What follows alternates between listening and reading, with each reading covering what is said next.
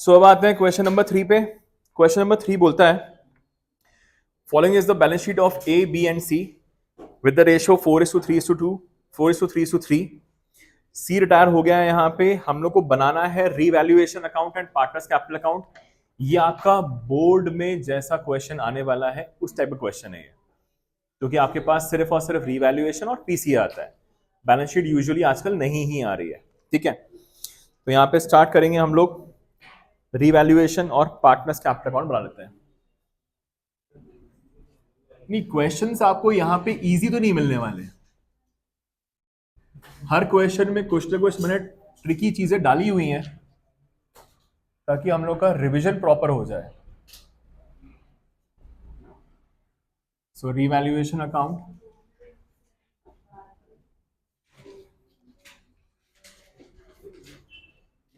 And partners capital account.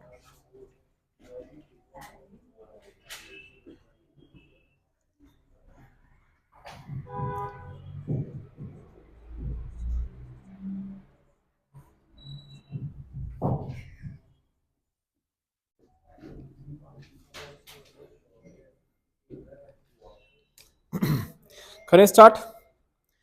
सो यहाँ पे balance sheet के ऊपर ही कुछ मेंटेनेंस के लिए लिखा हुआ है जो आपको मेंटेन करने हैं कैपिटल्स। उसका काम सबसे एंड में आएगा, अभी कुछ काम नहीं है उसका। तो स्टार्ट करते हैं with the additional information. Number 1, claim for workman arose to how much 70,000। So इसके लिए हम लोग क्या चेकआउट करते हैं कि हमारे पास रिजर्व है कि नहीं है। Do we have the reserve? Yes we do have. How much? हमारे पास रिजर्व अवेलेबल है सिर्फ और सिर्फ 50,000 और लॉस कितना हो गया है? तो एक्स्ट्रा लॉस हम लोग कहां से निकालेंगे? कहां से निकालेंगे? पिछला क्वेश्चन ही किया था हम लोगों ने कि अगर आपके पास आईएफआर कम पड़ता है तो आप रीवैल्यूएशन पे जाते हो। तो यहां पे आपके पास लॉस कितना हो रहा है एक्स्ट्रा? 20,000 के लिए आप कहां जाएंगे? Revaluation. So we will write what to what to workman compensation claim account. How much? 20,000। 50,000 का रिजर्व था, 70,000 क्लेम आ गया तो 20,000 रुपए यहां पे आ गए। अब अगर आपकी बैलेंस शीट बन रही होती तो आप बैलेंस शीट में क्या लिखते हैं? वर्कमैन कॉम्पनसेशन क्लेम कितना लिखते हैं आप? 70,000 इन योर लायबिलिटी सेक्शन। ठीक है, नेक्स्ट इज, ये हम लोग पॉइंट हम लोगों ने पिछले क्लास में किया था एडमिशन वाले चैप्टर में। A discounted bill receivable of 20,000 got dishonoured. एक बिल हम लोगों ने डिस्काउंट करवाया था, वो डिसऑनर हो गया है। डिस्काउंट कहां से करवाया होगा? बैंक के थ्रू। डिसऑनर हो गया है तो कितने का लॉस हो गया हम लोगों को? क्या हम लोगों को 20,000 का लॉस हुआ है क्या? नहीं, we don't have a loss. यहां पे अगर आपका बिल डिसऑनर होता है तो ये कोई लॉस नहीं होता, क्योंकि वो बंदा इंसॉल्वेंट नहीं हुआ है, अभी के लिए उसने अमाउंट पे नहीं किया है, तो हम लोग उसको वापस से अपना क्या बना लेंगे? डेटर बना लेंगे। Is that clear? सो यहां पे वो वापस से क्या बन जाएगा? डेटर बन जाएगा। और हम लोगों ने बैंक के थ्रू ही करवाया था डिस्काउंट, तो बैंक बैलेंस हमारा क्या हो जाएगा? कम हो जाएगा, कि बैंक वाले हमारा अमाउंट ये काट लेंगे। Is that clear? समझता है? तो क्योंकि यहाँ पे हम लोगों को बैलेंस शीट बनानी नहीं है और ना ही जर्नल एंट्रीज करनी है, तो इसका एज सच कोई भी इफेक्ट इन दोनों अकाउंट्स में नहीं होगा। Is that okay? बट ये हम लोग यहाँ पे वर्किंग नोट में इसको दिखा देते हैं ताकि आपके क्लैरिटी के लिए ये पता रहे आपको। तो please come to the working note. Please come to the working note. इसकी जो जर्नल एंट्री होगी वो क्या होगी? इसकी जर्नल एंट्री होती है, वो होती है debtors account debit to bank, क्योंकि आप अपने डेटर्स की वैल्यू क्या कर रहे हो? इंक्रीज कर रहे हो। तो it will be debtors account debit to bank account. कितना अमाउंट है? 20,000। ओके, समझता है यहां तक? अब अगर यहां तक क्लियर है, सो यहां पे आपके पास डेटर्स देखिए ऑलरेडी कितने गिवन थे आपके पास? 3 लाख। तो प्लीज ये भी बना लीजिए आप कि अगर आपका बैलेंस शीट बन रहा होता, सो यहां पे एक साइलेंट का ऑप्शन होता है, जिसका भी हो ये फोन।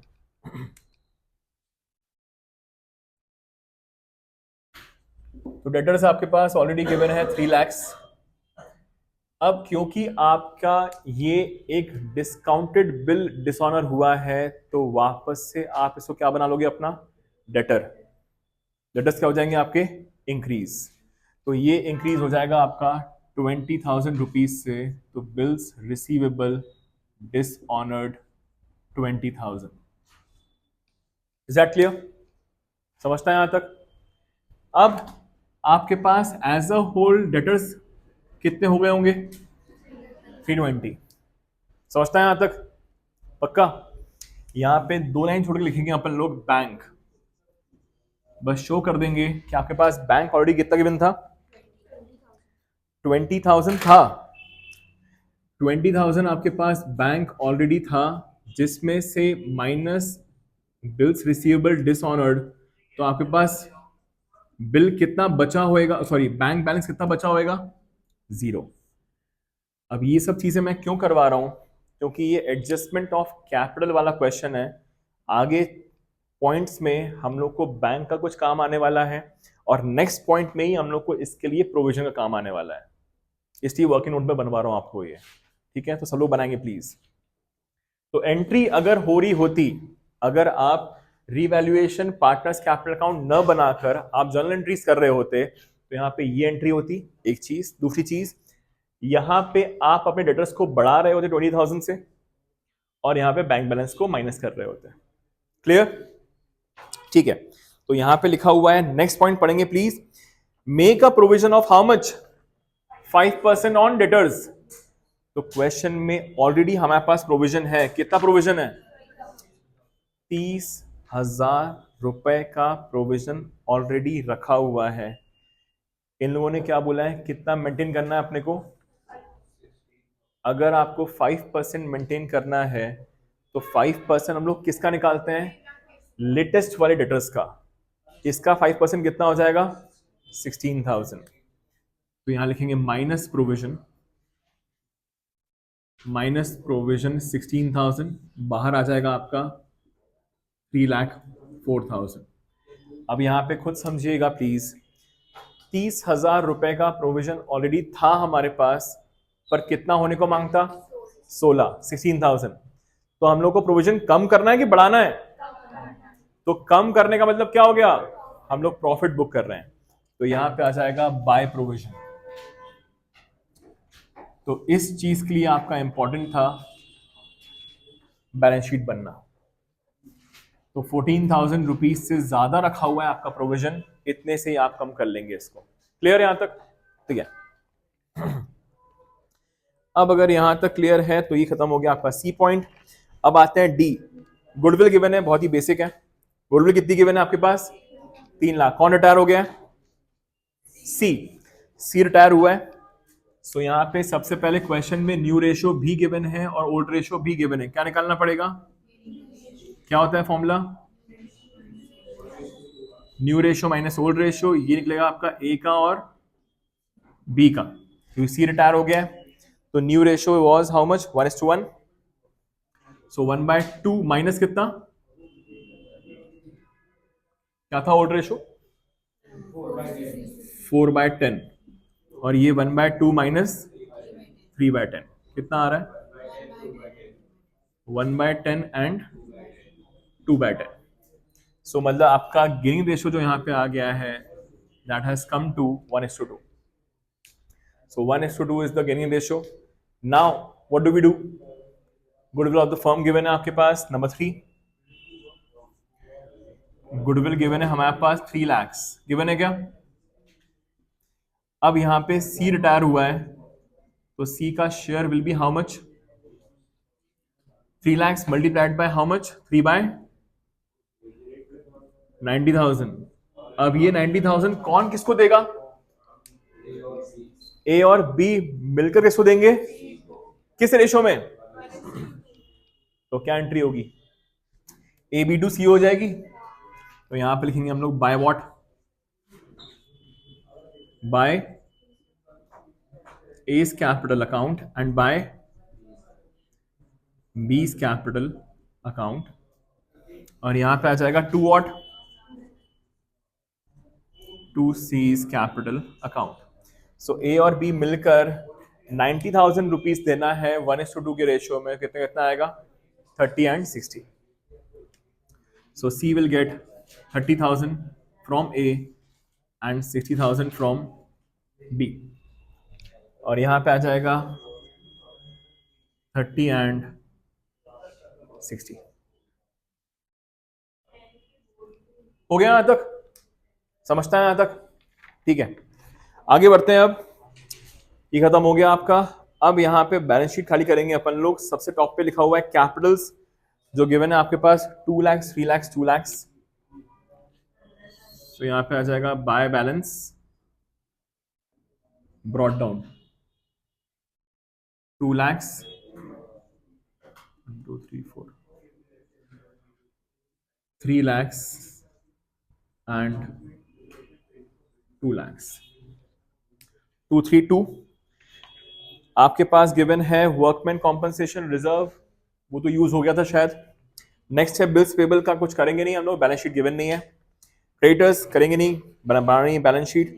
डेटर्स कुछ नहीं, furniture, bank, machine, C's loan, building कुछ नहीं है। अच्छा, यहां पे एक चीज गिवन है आपके पास, सी का लोन दिख रहा है क्या? सी का लोन होने का मतलब क्या हो गया? सी का लोन का मतलब ये है कि हमको सी से इतना अमाउंट लेना है। अगर हमको सी से इतना अमाउंट लेना है और सी ही रिटायर हो रहा है, तो ये हम लोग लिख देंगे इसके डेबिट साइड में। तो यहां पे आ जाएगा आपका 2 सीज लोन।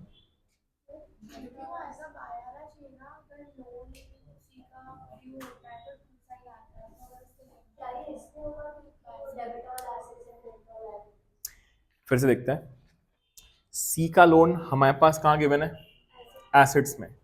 अगर सी का लोन एसेट्स में गिवन है का मतलब साफ ये है कि हमको सी से अमाउंट लेना है। तो अगर सी से लेना है तो हम लोग उसके कैपिटल से काटेंगे कि उसको दे देंगे? लेंगे। अगर लेंगे तो उससे कैपिटल क्या हो जाएगी? कम हो जाएगी। तो इसकी जो एंट्री होगी वो क्या होगी? C's capital account debit to C's loan. Is that clear? तो इसलिए ये कहां अपीयर हो जाएगा जाकर आपका? ये डेबिट साइड। क्लियर? ठीक है, तो ये हो जाएगा आपका 2 सीज लोन। ये आ जाएगा आपका 1 लाख कि हम लोगों ने इसके कैपिटल से इतने रुपए काट लिए। समझता है यहां तक? समझता है क्या? ठीक है, अब अगर यहां तक क्लियर है तो अब फाइनली हमारा काम होगा एडजस्टमेंट वाला। सबसे टॉप पे बहुत ध्यान से सब लोग पढ़ेंगे। यहां लिखा हुआ है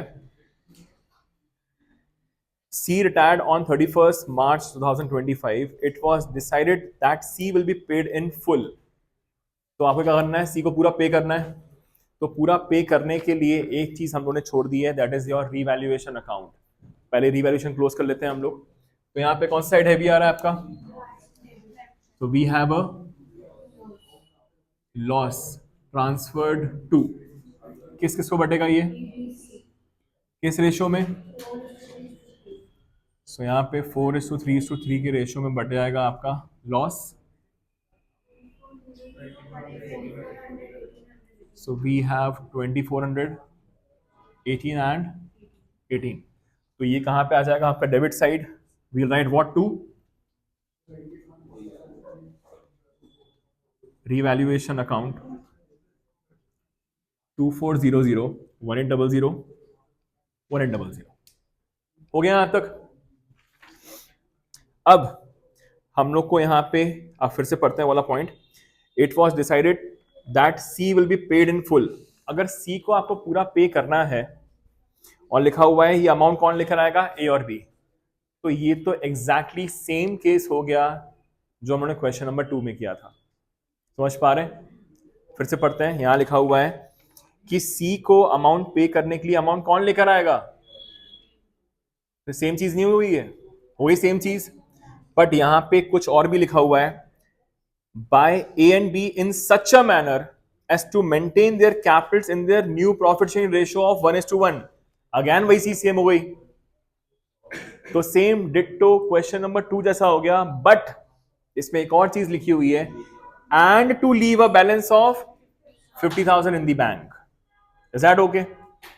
तो यहां पे हम लोग को जितना सी को पे करना है, पहले हम लोग उसको पे कर देते हैं। लिखेंगे प्लीज यहां पे टू बैंक, या लिखेंगे टू बैंक पहले तो। और अगेन जैसा हम लोगों ने पिछले क्वेश्चन में किया था, सिर्फ और सिर्फ सी को क्लोज किया था, तो यहां पे भी हम लोग सिर्फ और सिर्फ सी को क्लोज कर देंगे।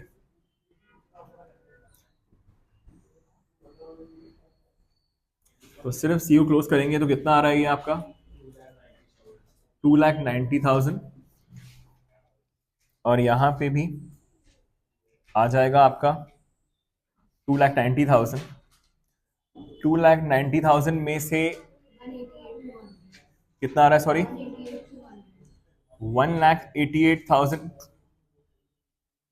1,88,200 हम लोग को पे करना है। ये हमने पे कर दिया। अब एक बात बताइए, आपके पास बैंक में पैसे रखे हैं क्या? कुछ नहीं रखा हुआ, वही बोला गया है, कौन लेकर आएगा? ए और बी लेकर आएंगे। ठीक है, तो अगेन जैसा उन्होंने पिछले क्वेश्चन में किया था, आपको फिर से क्या निकालना पड़ेगा? ए और बी के बैलेंसेस निकालने पड़ेंगे। तो क्लोज नहीं करना है, सिर्फ और सिर्फ बैलेंसेस निकालिए, बताइए कितना आ रहा है।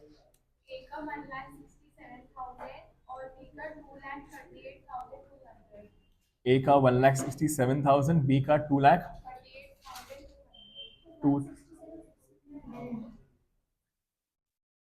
1,67,600, और सी का कितना था आपका ऑलरेडी 1,88,200। सो यहाँ पे सेम चीज जैसा उन्होंने पिछले क्वेश्चन में की थी, वही चीज मैं फिर से कर रहा हूं कि यहाँ पे मैंने लिखा ए का, बी का, सी का। क्यों ये सब चीजें हो रही हैं? क्योंकि यहां बोला गया है C will be paid in full. अगर आपको सी को पूरा पे करना है, ये अमाउंट कौन लेकर आएगा? ए और बी लेकर आएंगे। तो जितना सी को पे करना है वही बन जाएगा additional capital for A and B. इसलिए हमने इसको प्लस कर लिया, यहाँ पे ए और बी के बैलेंसेस लिख दिए। अब इस क्वेश्चन में एक्स्ट्रा चीज लिखी हुई है कि आपको कितना मेंटेन करना है बैंक में, तो यहाँ पे प्लस होगा जितना आपको मेंटेन करना है बैंक में। इस चीज का ध्यान रखेंगे। तो बैंक में मेंटेन करना है कितना आपको 50, तो जितना मेंटेन करना होता है वो प्लस हो जाता है, और माइनस करना होता है जितना ऑलरेडी आपके पास बैंक में अवेलेबल है। तो माइनस एग्जिस्टिंग बैंक बैलेंस। अब यहां पे मैंने वर्किंग नोट इसलिए बनवाया था, वरना अगर आप क्वेश्चन में देखोगे आपके पास बैंक बैलेंस दिख जरूर है 20,000, पर क्या आपके पास 20,000 है क्या? नहीं है। कितना है आपके पास? 0, क्योंकि 20,000 था जिसमें से हमारा बिल डिसऑनर हुआ था, तो ये पैसे जा चुके थे बैंक के पास। तो कितना बचा हुआ है? यहां माइनस कर देंगे 0। अब बताइए एज अ होल कितना आ रहा है अमाउंट? 6 lakhs। ये होनी चाहिए capital of home, A and B. अब इसको आप किस रेशो में बांटेंगे? उनके न्यू प्रॉफिट शेयरिंग रेशो में बांटेंगे, ए और बी के। तो ये हो जाएगा आपका 1:1। कितना आएगा? 322, और ये भी आएगा 322। पक्का सही आ रहा है ये? चलो, अब अगर यहां तक क्लियर है तो अगेन सेम चीज जैसा हम लोगों ने पहले की थी, ये आ गया आपका किसका? ए का, और ये आ गया बी का। तो ए की कैपिटल ऑलरेडी कितनी गिवन है हमारे पास, और कितनी होनी चाहिए? लेकर आएगा। कितनी गिवन है बी की ऑलरेडी? होनी कितनी चाहिए? ये भी लेकर आएगा। हाँ कि ना? तो करते हैं यहां पे बाय बैंक।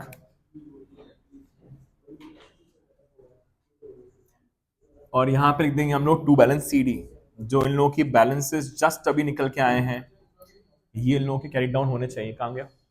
322,000, 322,000, 322,000। तो ये हो जाएगा आपका 3,83,800। यहाँ पे भी आ जाएगा 3,83,800। तो ये जो बी है वो लेकर आएगा 83,800 चेक करेंगे प्लीज, सही आ रहा है क्या? यहाँ पे आएगा 3,54,400 और यहाँ पे कितना आ जाएगा 1,54,400। अच्छा एक चीज पूछता हूं एक और,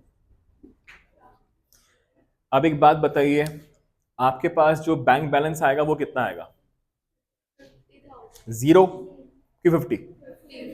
0 कि 50? क्योंकि क्वेश्चन में बोला गया है कि भैया उतना तो पैसा लेकर आओ ही जितना किसको पे ऑफ करना है, सी को। अपार्ट फ्रॉम दैट कितना मेंटेन करना है? तो 50,000 ही मेंटेन करना है। तो आपके पास अल्टीमेटली प्लस माइनस होने के बाद अगर बैलेंस शीट बन रही होती तो यहाँ पे प्लस माइनस करने के बाद बाहर अमाउंट आता कितना, जितना आपको मेंटेन करना है। Is that clear? तो ये खत्म हो गया आपका क्वेश्चन नंबर 3। हो गया यहां तक क्लियर? चलो अब क्वेश्चन नंबर 3 हो गया है, तो आते हैं क्वेश्चन नंबर 4 पे।